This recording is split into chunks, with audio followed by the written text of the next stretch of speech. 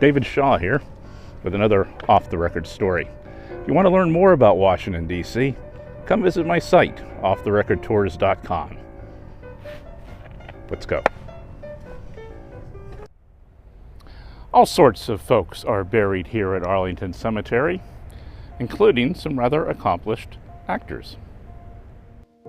Lee Marvin was a popular character actor from Broadway to television to the big screen.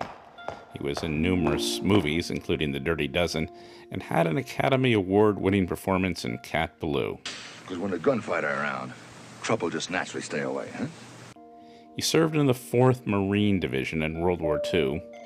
He was wounded twice in the Battle of Saipan, and was given a medical discharge with the rank of Private First Class. He previously held the rank of Corporal, but had been demoted for troublemaking. Charles Durian's best-known films included The Sting, Dog Day Afternoon, Tootsie, and Oh Brother, Where Art Thou? And he was nominated for the Academy Award for Best Supporting Actor for the Best Little Courthouse in Texas.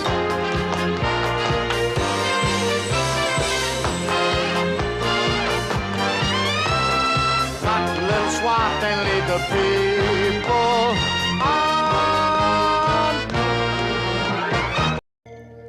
On D-Day, Durian was with the Army's 1st Infantry Division and in the first wave of troops that landed on Omaha Beach. He was the only survivor of his unit that day.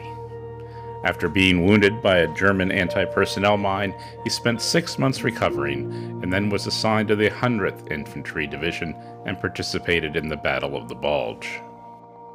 Maureen O'Hara was an Irish actress known for delivering quick, well-played lines while portraying strong and passionate characters.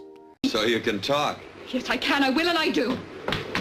She starred in such classics as How Green Was My Valley and Miracle on 34th Street. She also starred opposite her good friend John Wayne in a number of films. After a 20-year retirement, O'Hara returned to the screen to star opposite John Candy in the romantic comedy Only the Lonely. Is she anorexic or anything? No. Well, if she goes to the bathroom more than 3 times during dinner, that's a sign she's bulimic. What? He was married to pioneering Air Force Brigadier General Charles Blair.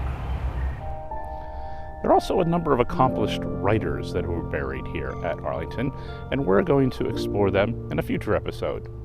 But until then, if you have comments or suggestions, put them below, and don't forget to subscribe.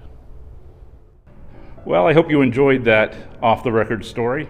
If you want to learn more about Washington, D.C., things seen and unseen, arrange your tour of your nation's capital at offtherecordtours.com. Until then, I'm David Shaw.